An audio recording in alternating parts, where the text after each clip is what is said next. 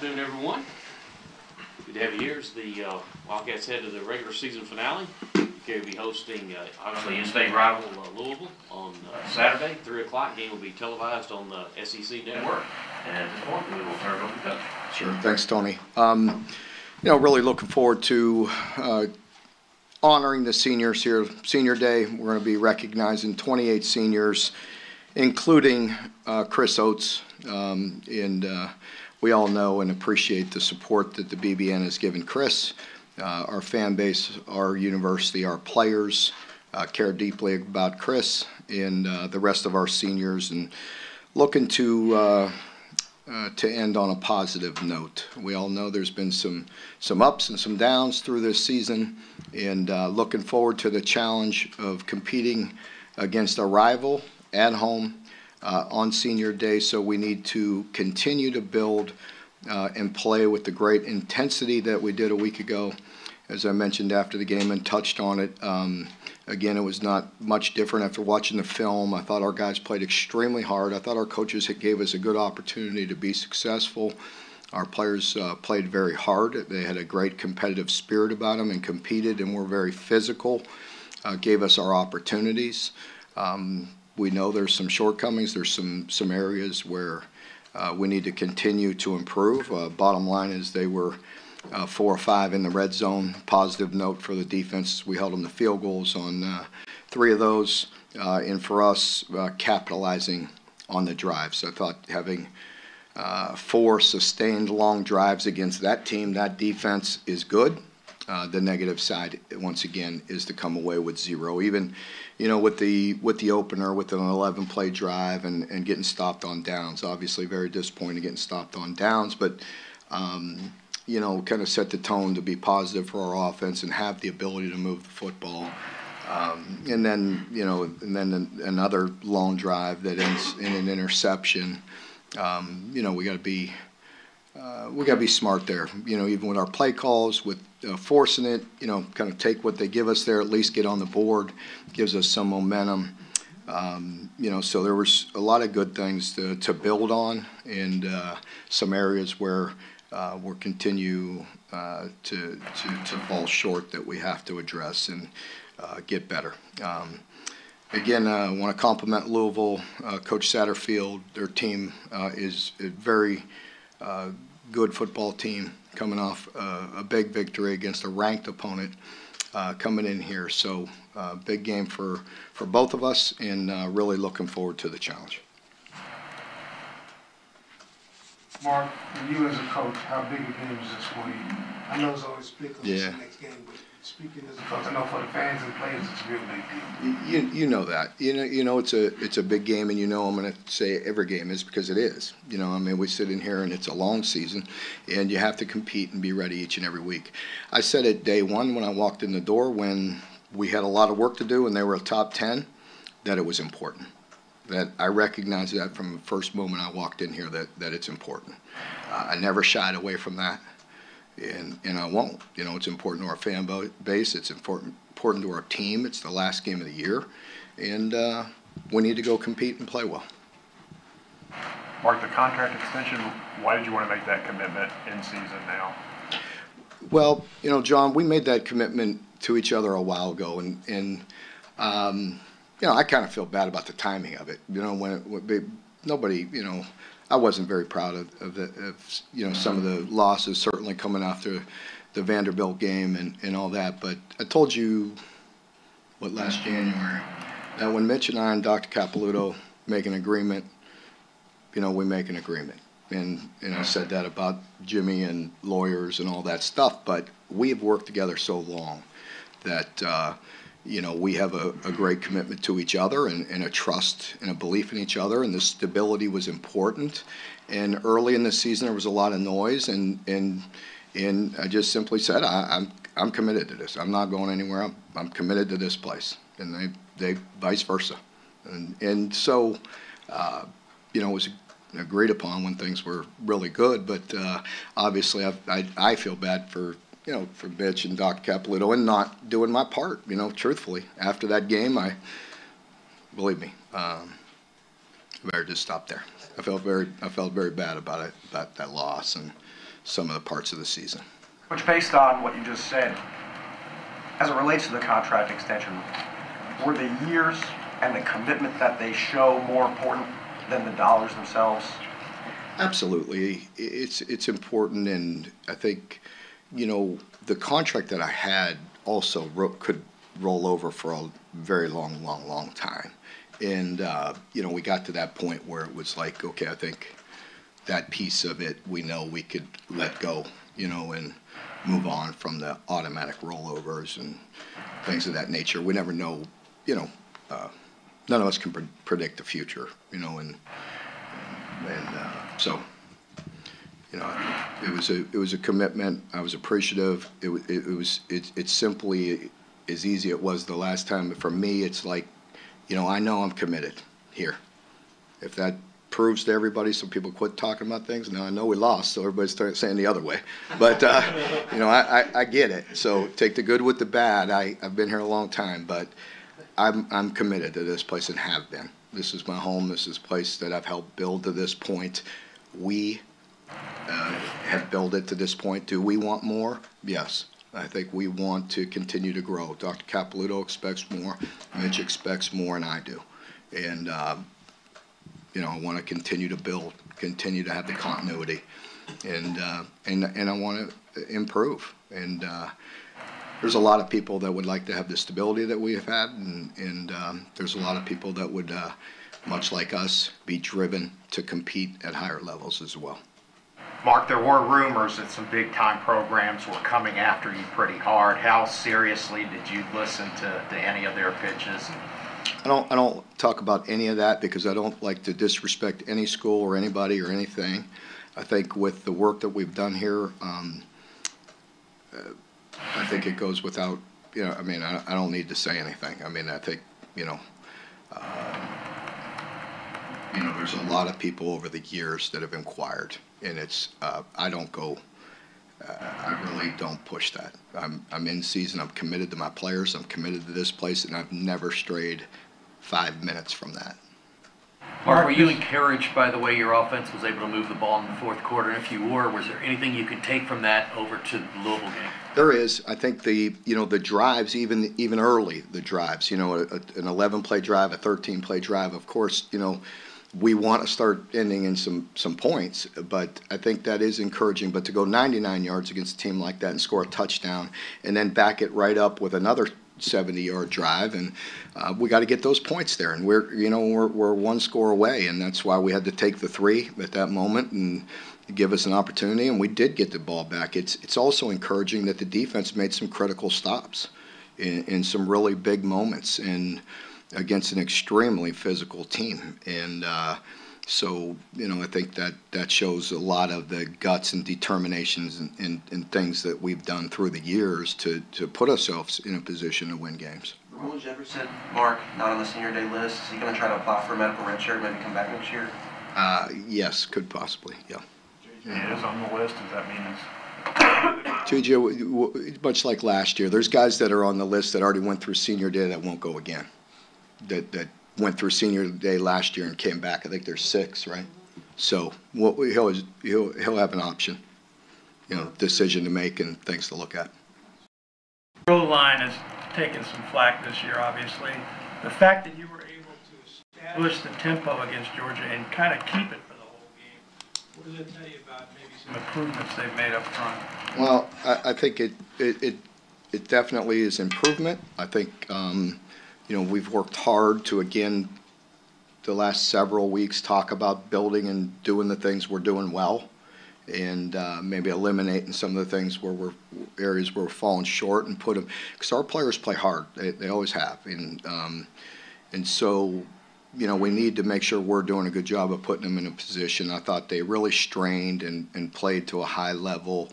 You got to give DeAndre credit again. I mentioned after the game, but to step in and really compete against a team like that and be thrown into it, you know, 20, 30 minutes before the game, really stepped up and did well. And I thought the guys really strained and played hard, and that's what we got to continue to look at and build at and build up the pot of things from that.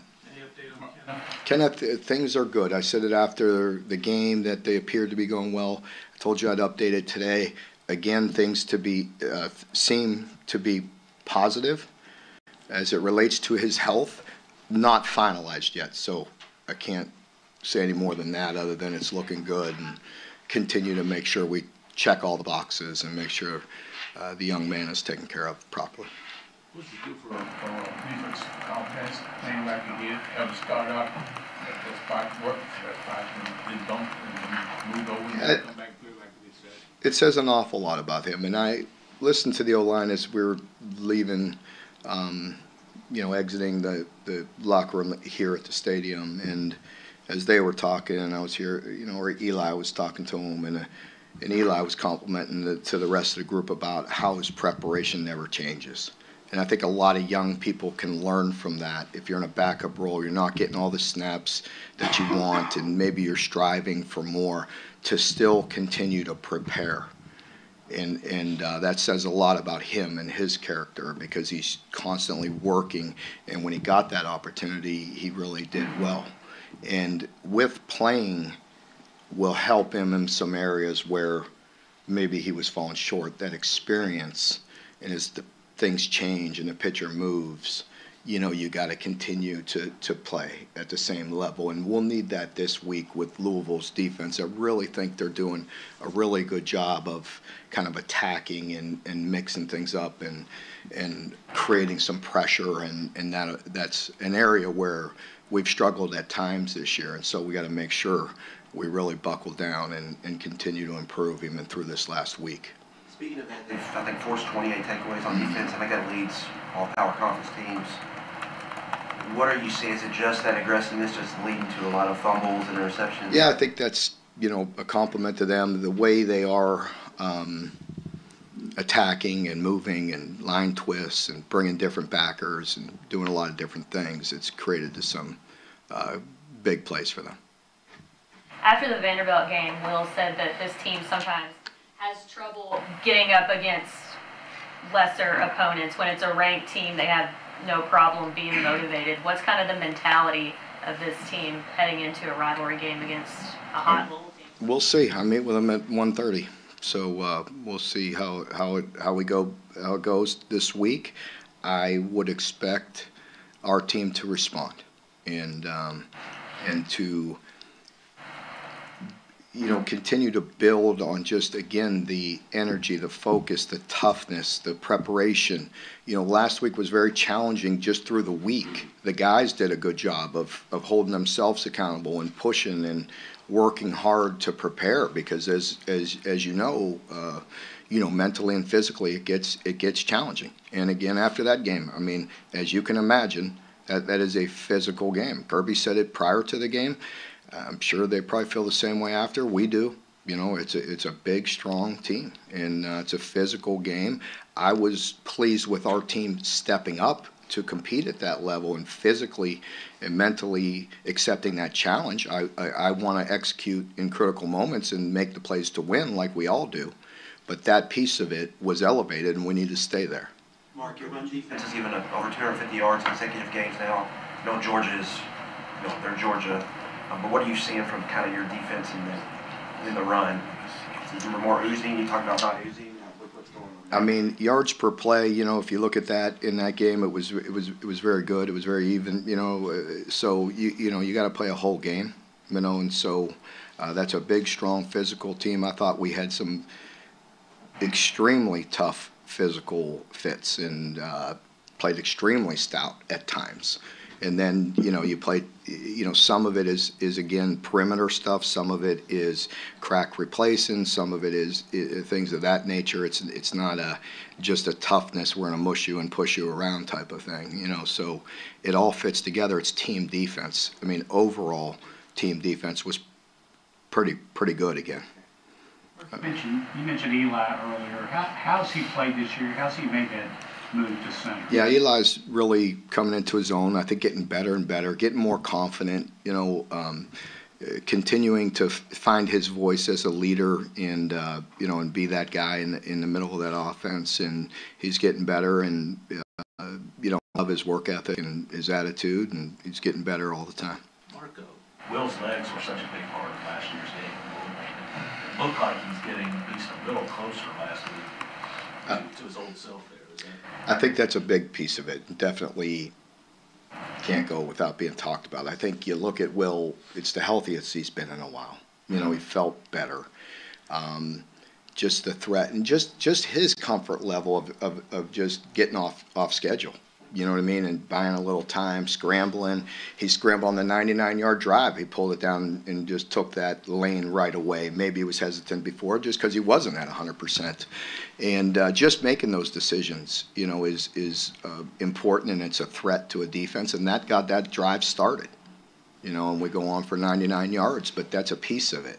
You know, in the game we lost, you know, the quarterback pulling it down and scrambling for a first down is frustrating. It hurts. You know, you look at Malik, and I don't know if he's going to play or not. Both of their quarterbacks are playing really well. You know, Brock and Malik, but Malik, you know, always has that threat, and it's not only the designed runs, but it's also just getting off schedule. You know, and creating plays, whether it be in the pass game or in the run game. But I think Will just having that ability and showing it once or twice definitely helped us. Coach, when you have a couple of 10-win seasons, which obviously didn't happen around here a lot, and then you have the potential for an 8-win season, which you still do, to a lot of people, though, that doesn't look as great. Is that okay? Are you okay with that bar being where it is, or would you prefer a little more? Oh, of course I'm okay with that bar. I could handle the criticism, and you know I want expectations high. It's just like we asked that question earlier about how I handle preseason and hype. And I mean I'm not hyping it up, and I'm not gonna talk bad about my team. Like why would I do that? You know, I believe in them. I love them. I love the way they work and prepare and play for each other. I mean I'm not gonna. I mean again, what if I say yeah I want to be 10-2? What am I giving up on 2? You know, that's just my philosophy. I don't give up on any of them, and I understand. I'm a big boy. I can handle people wanting more. You know, and I want more too. You know, and you know, believe me, I wish I could take some of that contract I just got and give it to my players and give it to these collectives that everybody gets, because I certainly would. I wish they'd let me do that. I promise you, I'd donate back to the players. Mark, how much of a challenge is it preparing for two quarterbacks? Not much. I mean, we have to prepare for Malik, and they do the same with Brock as far as some of the quarterback run game designed. You know, just with the zone read keeps and just things with the gun runs, you have to be prepared for. Obviously, I think Malik is a dynamic runner. We understand that. And that's more off-schedule stuff, you know, pulling down, scrambling, you know, pass game lanes and all that kind of stuff. But preparing for both, though, we have to do that. We have that built in all the time, and when we face enough of it where we have to be prepared for that. Jamarius Jenkins was involved in both of those plays at the 1-yard line. What have you seen from his development behind some of those older guys? Yeah, definitely stepping up, getting better. And I think as a D-line in general, I love their energy. And that's one group where I have to give them credit, because I think all of our team can learn from them, even during the moments when we were talking about motivation and getting them ready and the grind of the season. I really have been pleased with the leadership and the growth in there. The energy they bring to practice every day. They're working hard to get better. It's carrying right over to the field. And, you know, and they're setting a good example for a young guy like Dion. You know, Dion's playing good, and he has good guys around him that are encouraging him and working hard. And Stu's doing a good job of coaching them. And so I really give a shout out to those guys for their preparation, their work, and they're getting better. Do we want to be better? Do we want? Yeah. I mean, we want pressure on the quarterback. We want it all. You know, but they're really working hard. They're kind of setting the tone for a defensive unit that always has buy-in, you know, and Dion had some 2 QB pressures, I want to say, and you know, and the rest of those guys, they're really playing hard.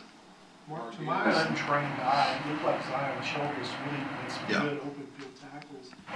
Has he exceeded what you thought you would get when you got him out of the portal, and not what you expected? Yeah, no, we knew we were getting a good player. He had played a lot of snaps, so we saw a lot of that on film. But to step up and make an open field tackle against Georgia and do that, you know, that's good. And so he really is stepping up and playing well. So with he and Jordan and you get Geiger and Vito back, that position seems like it's in. Yeah, it gets thin because they get beat up, you know, and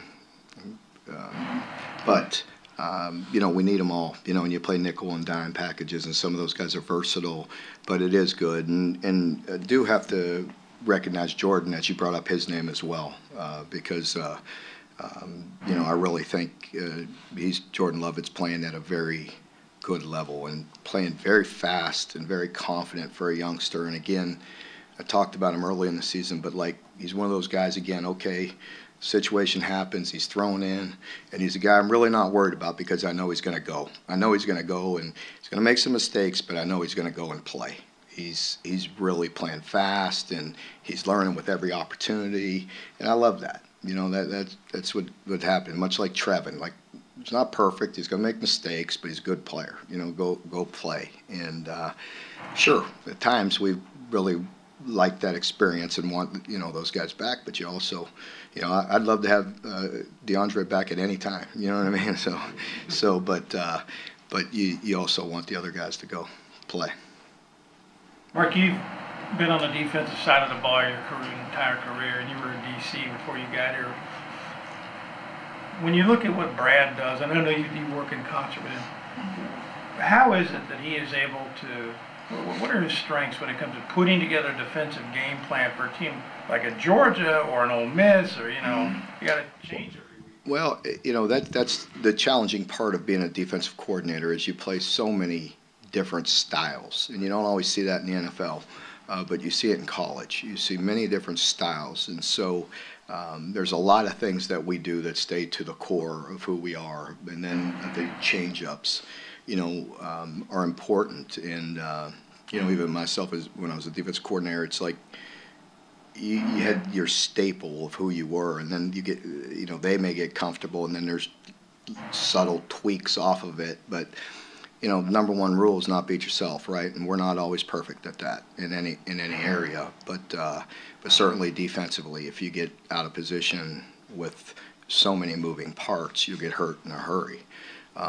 We did a relatively good job once again this past week of limiting explosives, and that's important. But again, I think it was matching their physicality was the most important thing. But Brad does a lot of things good. He's very intelligent for a front guy. He has a great handle on the whole picture, you know, because secondary and how that fits and protection on them, and, you know, when you pick your spots is extremely important. But he has a good, really good feel for the entire picture, and he has good coaches and support around him, but does a really good job. Mark, when you obviously still got a bowl game to play, but how important is it then to play well in that last regular season game, especially in a year like this where maybe you haven't reached your goals, but you want to finish on a good note? Yeah, there's no doubt, because we've had our, you know, we've had more, you know, down times than we'd like, you know, and so it has been challenging. It is different, you know. It's a different era, you know. It's different times, and things are changing fast with this landscape, and so, you know, for me, I think it's very important, you know, to win the last game, and it's important to win the bowl game. You know, it kind of sets the tone for the whole off season, and, you know, the morale of your team, and so it's a you know, it's a big game. It's a rivalry. I think Louisville's playing very, very good. I know they're much more confident probably this year than they've been. You know, with the way they're playing and the way in some of the games we've had. So we have to be prepared and ready to go. Mark, after the game, Rich was really emphasizing the importance of playing this complementary game plan. And he said he never goes rogue on his play calls. I was just wondering how much influence, what's the communication like between you and him when it comes to making these play calls? Very little. I don't know. I mean, people think I'm a defense coordinator, offense coordinator, and special teams coach, but that's not the head coach. I'm responsible for the structure of it all, and ultimately, you know, it's on my shoulders to make sure it's right. But I don't know, little to none, other than as we meet in the office and discuss previous games, things that are going good, things that are going bad, you know, there's only so long with any area. You know, if things aren't right, then that's where I'll draw a line in the sand and say that's enough of that. Like, you know, do something else. But once the plan comes together and during a game, very little. The only time is just from a defensive perspective or 10 years of experience, if I feel like, you know, not letting a team off the hook. You know what I mean? That's the only time. You know, I'll step in. Like, again, Hayden Fry, scratch where it itches, right? Learned that a long time ago, many years ago.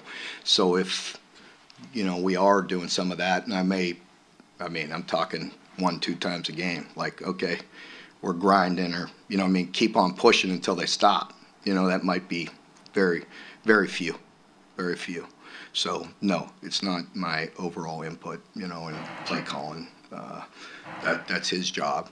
I just want to make sure if things aren't in place, then we review it and talk about it and watch it on film and come to a good conclusion together to make sure we're putting our players in a position to be successful. I felt like we had a good, you know, that, again, I've told the team this many times. You guys have heard me say it. It's not coaching, but it's cliche, or, you know, if our preparation's right, if our plan is right, that's not to say we make mistakes with calls and things. It happens to everyone. But you got to make sure that, you know, you're putting your players in a position to be successful. And there are certainly times in all sides, offense, defense, special teams, when we've fallen short. But there's also times when we have done a good job. And I felt like, as an overall plan, we had a good plan this past week. Not perfect. I could get criticized for that, but that's okay. You know, but I watched the film and I see it, and there were some plays there. And we left some plays on there. They were there. You know, it might be pressure, it might be a tip, maybe a high, you know, pass. You know, the third down to Jaton, fractions off. The Y, you know, Y delayed, you know, to I forget who that was to. Dingle, you know, through the middle was a big play. I mean, there were some plays there. The play action off the fake toss, poker. You know, we missed the throw. You know, there were some plays there. We left some points on the board, and that's not pointing fingers at any position or anything. It's just me making sure the overall structure is right. And again, I don't think we're perfect at all. I know there's areas where we're all disappointed, and certainly will be addressed in you know, at the appropriate time. You know what I mean? But I felt like we gave our kids a chance to win this past week. Again, the special teams. I mean, that's one heck of a Georgia team, and we were plus 12 with making a bad decision. You know, even with the call on the kickoff return, we were still plus 12, but we missed another field goal. You know what I mean? So to play, you know, we had an opportunity to be plus 20 against Georgia in hidden yards in the core 4 on special teams against the #1 team in the country. That's pretty solid. But we all know you can't have a bad snap and hold, and leaving 3 points on the board. Mark, you've got. Go ahead. Along that same line about the coaches, what's your philosophy on coaching your assistant coaches?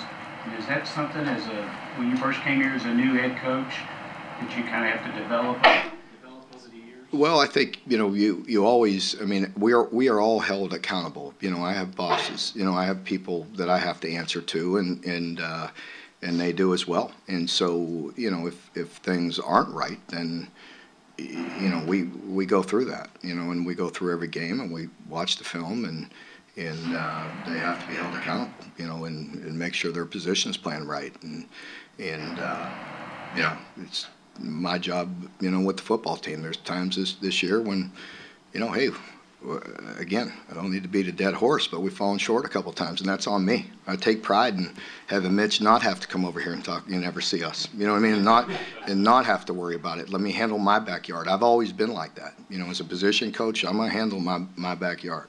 You know, and as a coordinator, I'm gonna handle it. You know, when I'm a head coach now, so obviously a lot more on your plate. But the coaches, everybody has a role. They have to do their role. And, you know, I'm not one of those guys that's going to put my head in the sand and be oblivious to it, but I'm also not going to make knee-jerk decisions after all this time. Mark, you have recruits in play. You have 85 free agents, like you said. this big rivalry game. Where does the new contract fit into that in terms of stability going down the road? Well, I think that definitely plays a role. I mean, I get asked all the time, and I don't ask things to get written. I don't put anything out there. You know what I mean? I mean, so I constantly have to talk to that about that with recruits. I mean, stability, as I say to them, tell me, show me any other programs that have been more stable. I'm committed to this place. I've shown it, time and time again, and certainly I appreciate the commitment to myself and our staff. So, I think it's very important, and it helps, and, I don't like answering that to recruits. Have you had to answer it a lot? Of course. Of course. All right, folks, thank you very much.